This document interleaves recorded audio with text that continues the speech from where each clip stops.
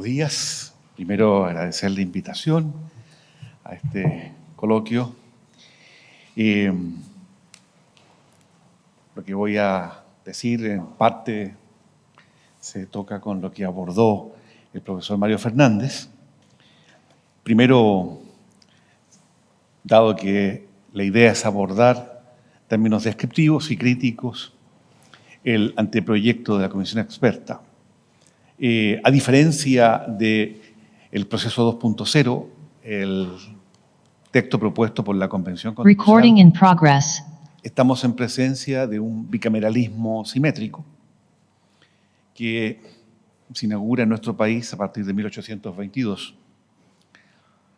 Y la Cámara de Diputadas y Diputados queda configurada en la propuesta constitucional, en el artículo 54.1, como una Cámara popular, en que hay elección popular directa, hay representación equitativa según la población del territorio, dice el artículo 54.3, en relación con el 58, y hay una remisión a la ley electoral, que, como vamos a ver más adelante, es una ley de quórum supermayoritario. La Cámara se renueva íntegramente cada 4 años y su elección es simultánea al balotaje, lo subrayaba Mario Fernández, el cuarto domingo posterior a la primera votación para elegir presidente de la República. Esto supone que haya balotaje. De no haberlo, habrá una elección en solitario y efectivamente el propósito de la Comisión Experta es, de algún modo, presidencializar la elección parlamentaria. La renovación total de la Cámara y la renovación parcial del Senado. Ya vamos a ver si esto es así realmente. Si este ejercicio, un poquito de ingeniería constitucional, efectivamente modifica el panorama de un pluripartidismo existente en nuestro país. Es probable que vayamos a un multipartidismo moderado en cuanto al número de partidos con representación parlamentaria. Y esto conecta con el umbral mínimo de representación del artículo 58.4 que comentaba Mario Fernández, y esta regla del 5% que tiene como excepción que el partido tenga 8 parlamentarios en cualquiera de las cámaras del Congreso Nacional. Hay también una norma de transición, la disposición transitoria 19ª, que dispone un guarismo del 4% o un número mínimo de 4 parlamentarios para la primera elección parlamentaria contada desde la entrada en vigencia de la nueva Constitución. Es decir, esto se lo ha tomado el texto de la Constitución como un ejercicio de ingeniería constitucional, si ustedes quieren, en dosis moderadas. En cuanto a las atribuciones exclusivas de la Cámara, aparentemente no hay mayores novedades. Está la clásica denominada potestad fiscalizadora, que es el conjunto de poderes de control político del gobierno, en el artículo 59, con un fallo que espero sea corregido, de prosperar este proceso 3.0, y es que no se designa el objeto del control político, de la fiscalización. Está designado a propósito de las comisiones especiales investigadoras, cuando se dice los actos del gobierno.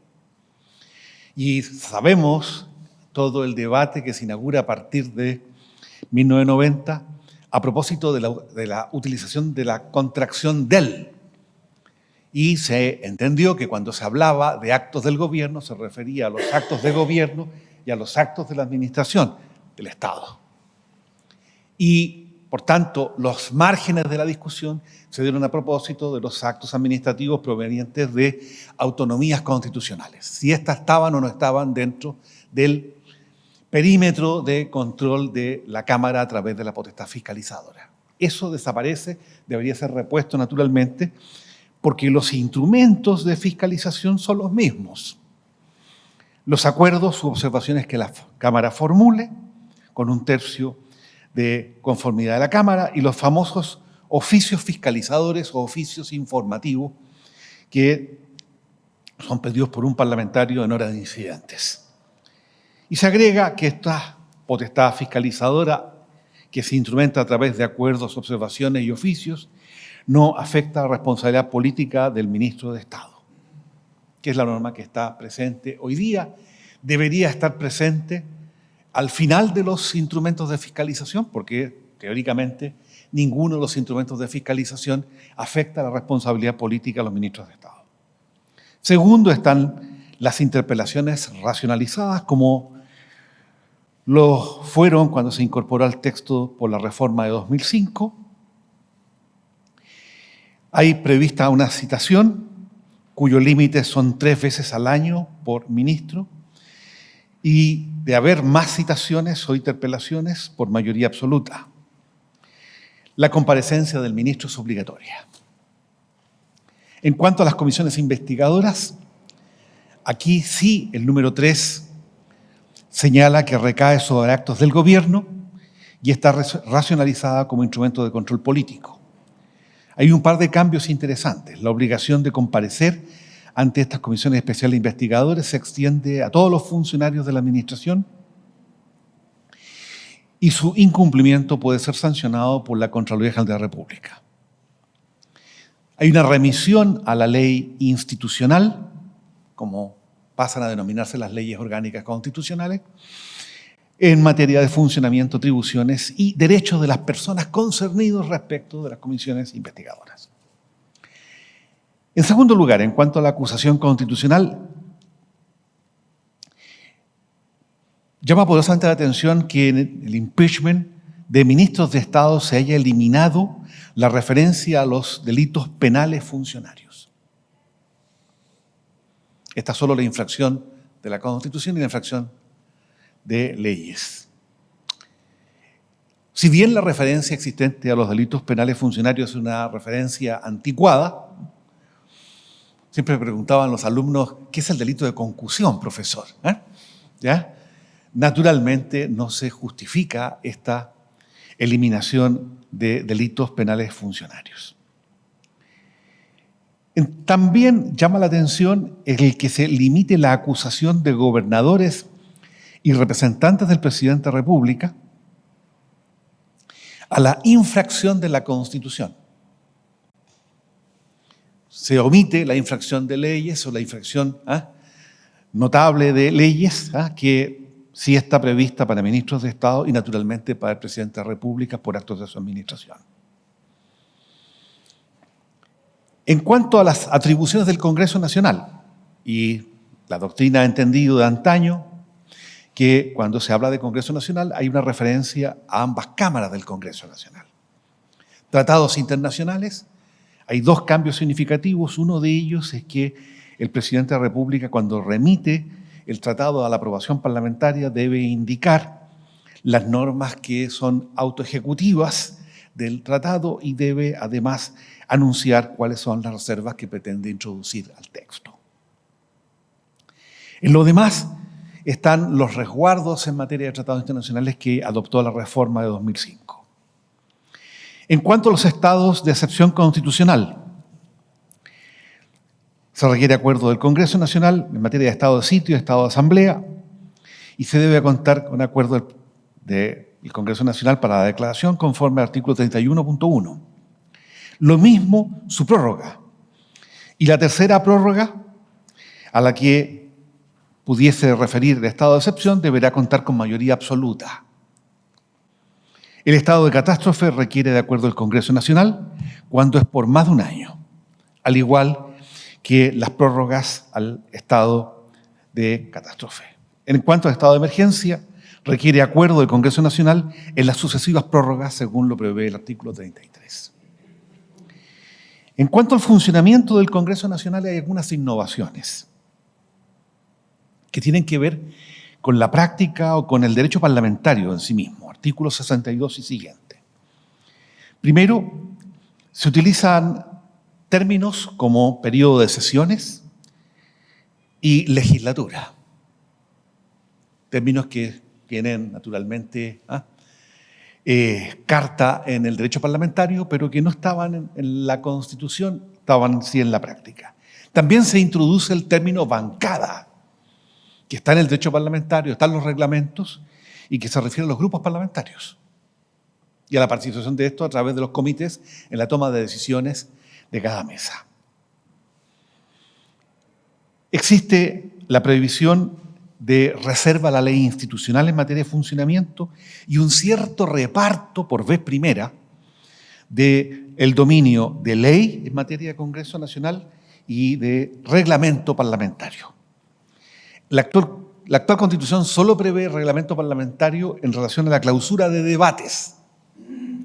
En el examen sumario que levanté, hay 4 referencias al reglamento parlamentario en el capítulo sobre Congreso Nacional. Es decir, se ha abierto campo el reglamento parlamentario en un dominio predeterminado constitucionalmente. Hay una norma que llama poderosamente la atención, que es la adscripción a bancadas o grupos parlamentarios de independientes que no hayan postulado asociado a partido político. Esto, en sintonía con lo que observaba Mario Fernández en su intervención, de fortalecer el rol de los partidos políticos. En cuanto a la cuenta pública, hay también una remisión al reglamento parlamentario en cuanto a su contenido y forma. Y se prevé, naturalmente, que hayan cuentas públicas de parlamentarios a sus electores. Los ministros de Estado deben, al inicio de cada legislatura, entiendo el periodo de sesiones, deberán concurrir a la comisión respectiva para exponer la agenda legislativa de la cartera. Se consagra la prerrogativa de los subsecretarios de asistir a las sesiones de sala de las cámaras, omitiéndose toda referencia a las sesiones de comisión. Eso llama la atención. Quien puede lo más debería poder lo menos, ¿no es cierto? En cuanto a los servicios comunes del Congreso Nacional, que hoy día están referidos muy sucintamente en la Constitución, se consagran 2 servicios comunes, que ya uno de ellos ya existe, la Biblioteca del Congreso Nacional, artículo 67.1, y la Oficina Parlamentaria de Finanzas Públicas y de Impacto Regulatorio. Esta incorporación está tomada de un trabajo que un grupo de profesores hicimos a petición del Congreso Nacional sobre la modernización del Congreso Nacional hace algunos años atrás.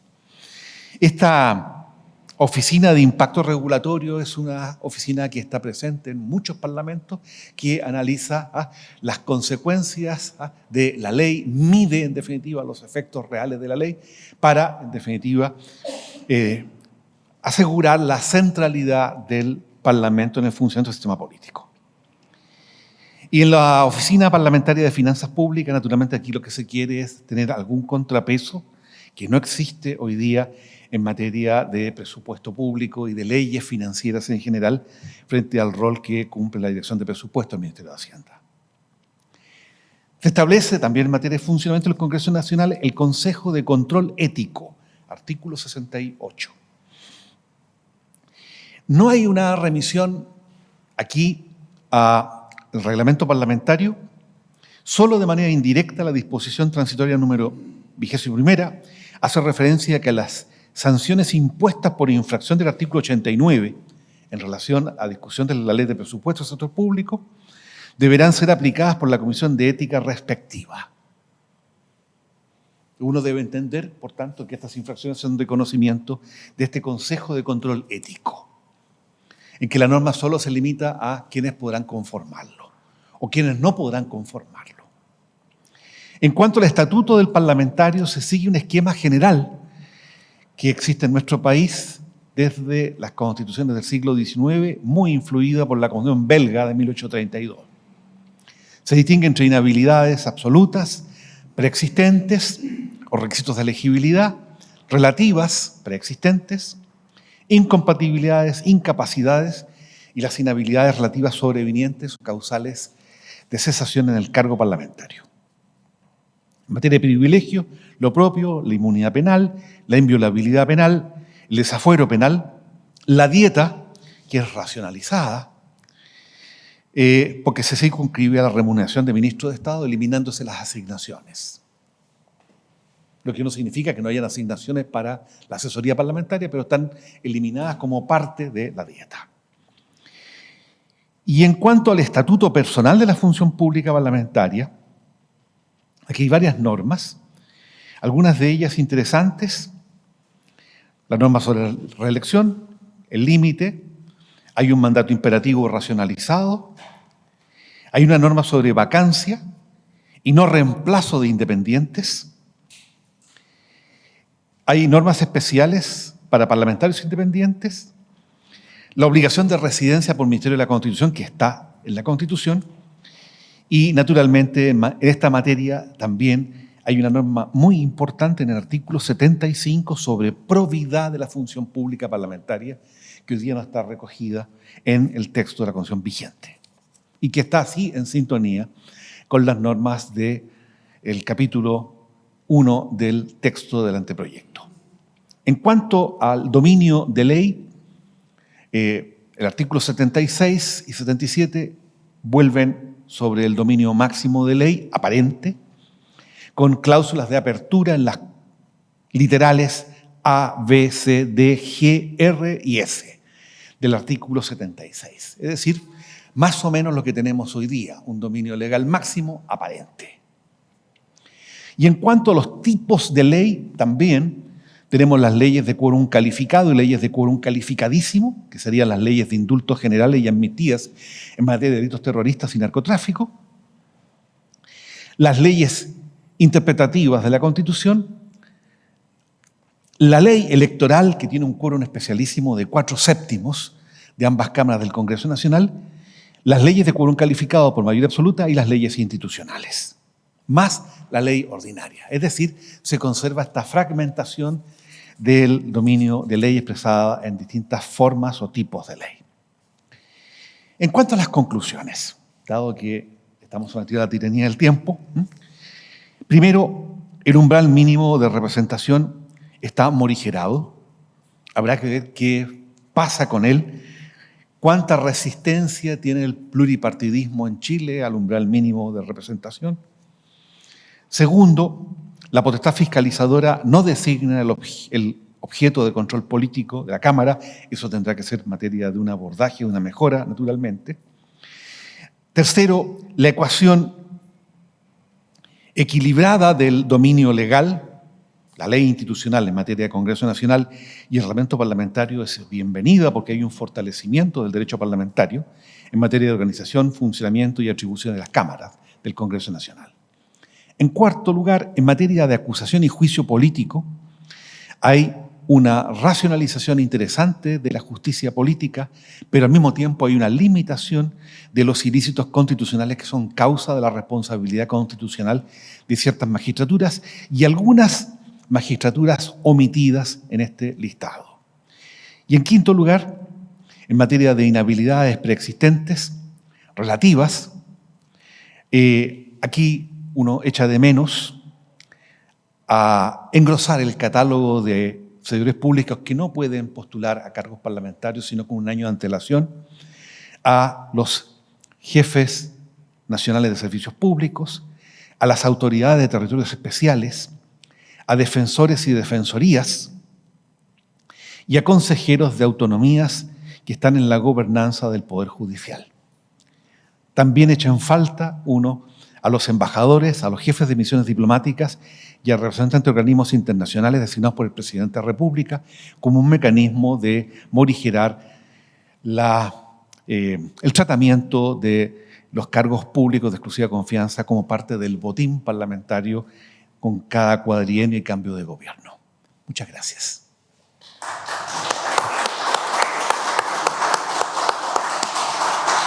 Muchas gracias, profesor Francisco Zúñiga, por su excelente y completa exposición. Que abrimos un término por si hay alguna duda, algún comentario o alguna pregunta de los asistentes. Profesor Enrique Navarro, micrófono. Felicito a Francisco por la exposición. ¿Qué opina Francisco en relación a la posibilidad que esos reglamentos de las cámaras sean objeto eventualmente de control o no constitucional por parte del Tribunal Constitucional, por ejemplo, como ocurre en el derecho comparado?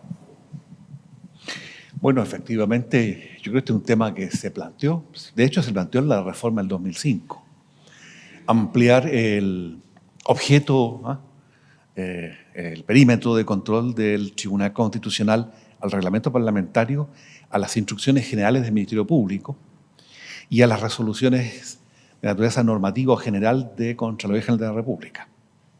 Yo creo que todo ello debería estar dentro del perímetro de control y debería ser una suerte de control preventivo obligatorio. Perdón, ¿no? Felicitaciones, Francisco. Y yo veo que hay una cierta omisión, no sé cuál es tu opinión, cuando se detalla cuál es el mérito de las acusaciones, de las comisiones especiales investigadoras, cuál es su objeto, que no hace ninguna mención a lo que se establece en el antiguo artículo 76, ahora el 154, sobre el Poder Judicial, cuando antes hablaba de que se prohibía al presidente de la República y al Congreso abocarse causas pendientes. Hoy día dice, en el anteproyecto dice, podrán en caso alguno conocer causas pendientes. Quizás habría sido necesario agregarlas como un detalle en las comisiones investigadoras, porque prácticamente todas las comisiones investigadoras se abocan a causas pendientes. Sí, yo coincido contigo, Mario. Ahí hay eventualmente un eventual punto de fricción entre las comisiones investigadoras o comisiones de encuesta y el Poder Judicial. Y esto no es nuevo, en otros países se ha producido, que las comisiones investigadoras adquieren fortaleza, y aquí adquieren fortaleza las comisiones investigadoras, en el papel al menos, como ocurrió en la reforma del 2005. Lo que ocurre es que las comisiones investigadoras están condenadas en la práctica a la irrelevancia, porque se crean para hacer frente a hechos mediáticos.